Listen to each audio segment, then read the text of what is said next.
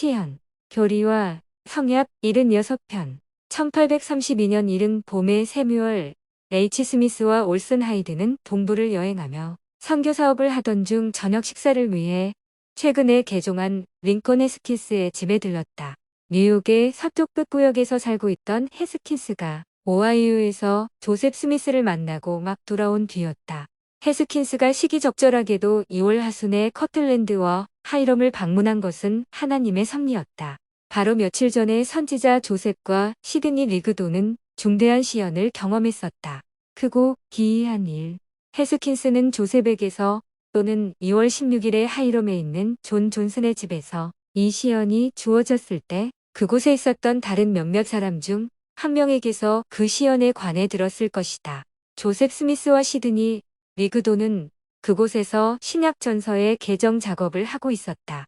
그보다 앞선 계시들은 인간의 구원을 다루는 많은 중요한 사항이 성경에서 떨어져 나갔음을 분명히 밝혔다. 조셉의 역사 기록에 따르면 그 두 사람이 부활에 관해 나오는 요한복음 5장 29절의 의미를 깊이 생각하고 있을 때 주께서 우리의 이해의 눈을 어루만지셨으며 그들은 시연을 목격했다. 그곳에 있었던 사람 중 한 명인 필로 디블은 조셉과 시드니를 제외하고 어느 누구도 소리를 내거나 움직이지 않았다고 회상했다. 나는 영광을 보았으며 권능을 느꼈으나 시연을 보지는 못했다. 디블과 12명이나 되는 다른 사람들은 조셉 스미스와 시드니 리그돈이 그들이 본 것을 소리내어 묘사하는 것을 들었다.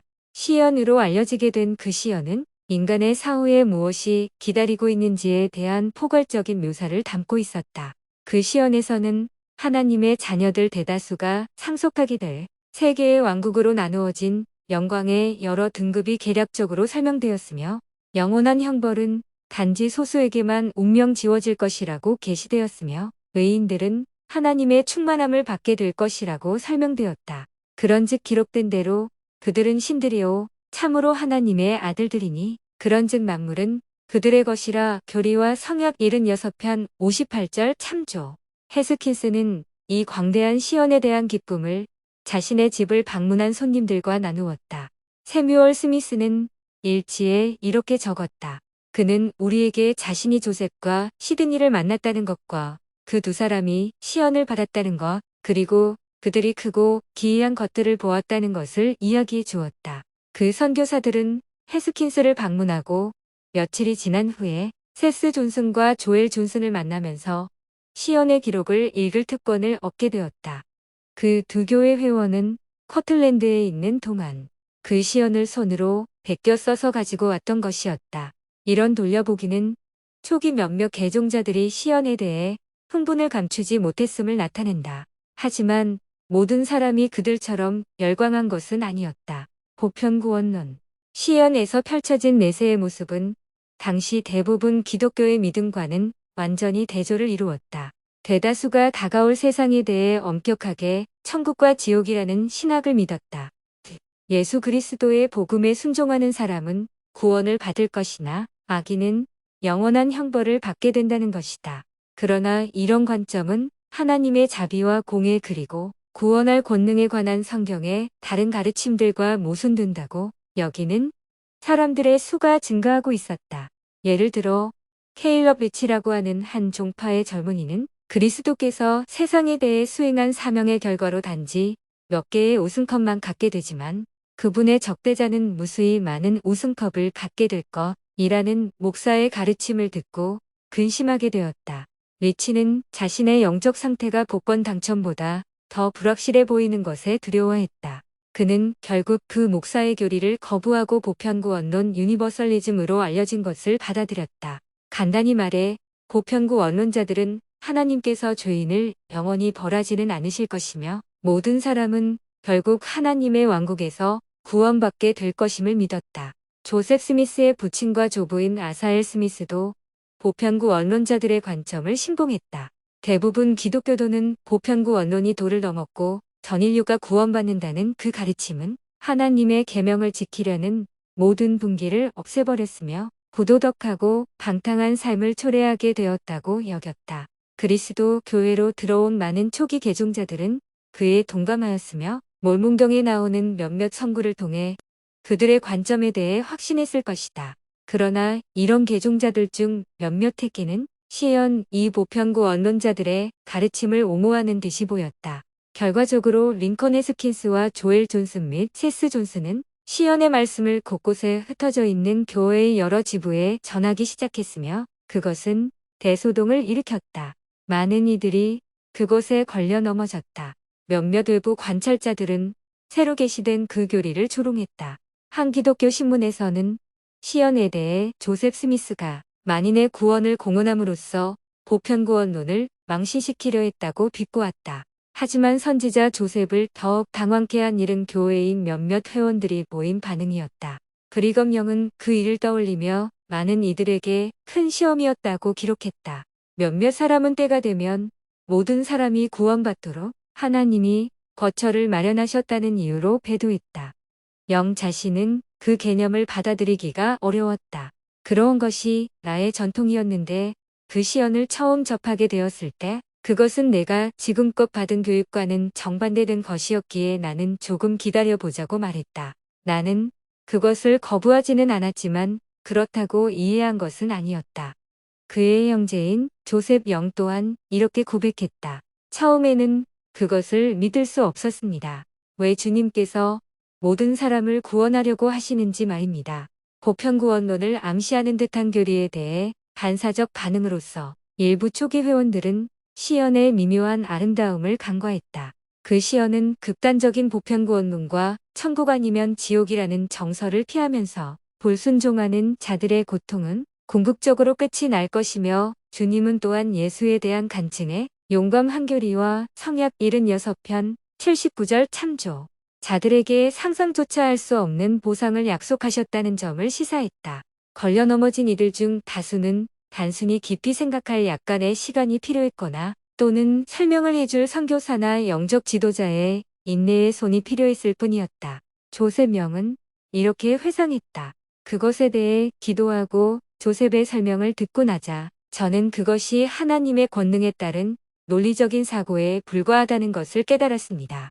브리검 영은 그것을 스스로 알고 온전히 이해할 때까지 생각하고 기도하고 읽고 생각해야 했다. 1832년 5월 또는 6월에 선교사 존 머독은 오하이오 주 오렌지 클리블랜드 근방에서 시연의 개념에 대한 반대에 부딪혔다. 형제들이 시연이라고 하는 계시를 막 받고 그곳에 걸려 넘어졌다. 머독은 영적 멘토 역할을 했다. 나는 그들을 불러 모아 진리 안에서 그들을 굳건히 했다. 이후에 머독과 동료 선교사인 올슨 프렛은 뉴욕주 제니시오에서 랜든 형제와 마주쳤는데 그는 그 시연이 악마에게서 왔다고 말했다. 랜든은 자신의 지부회원들에게도 그 새로운 계시를 거부하도록 영향을 미쳤다. 선교사들은 그 지부에서 며칠을 보냈다.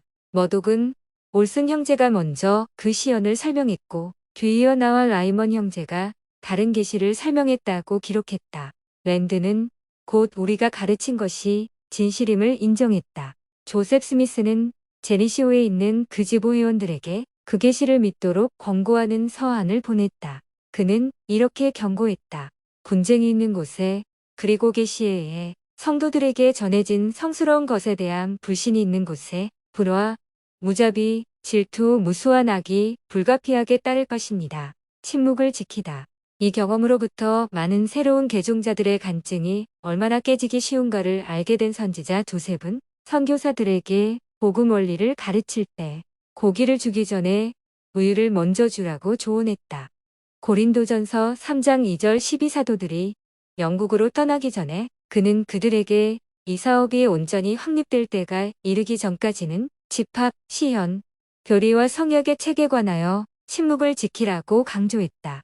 그러나 몇몇 회원에게는 그 새로운 계시에 대한 감격을 억누르기가 어려웠음이 드러났다.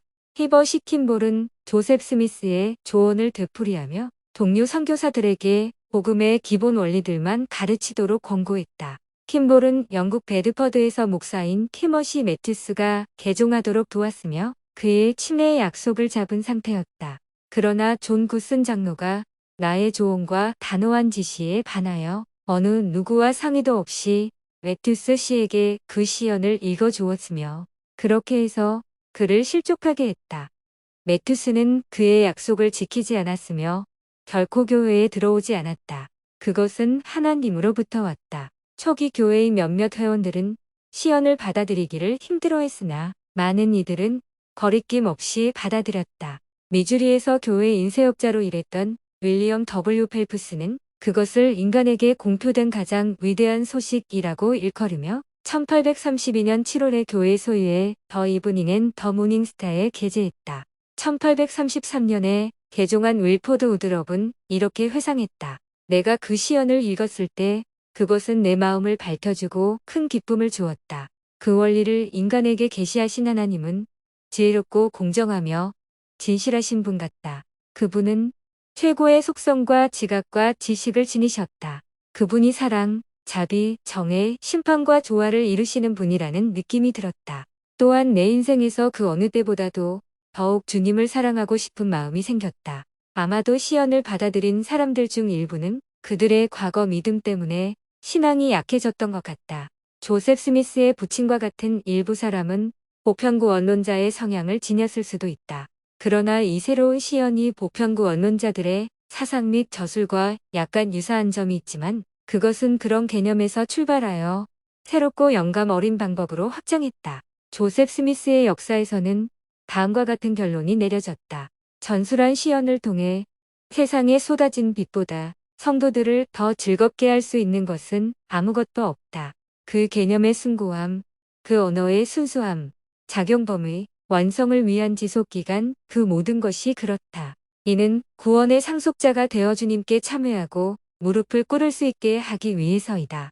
충실함에 대한 보상과 죄에 대한 형벌은 인간의 좁은 생각으로는 이해할 수 없나니 모든 정직한 사람은 이렇게 외치지 않을 수 없다. 그것은 하나님으로부터 왔다.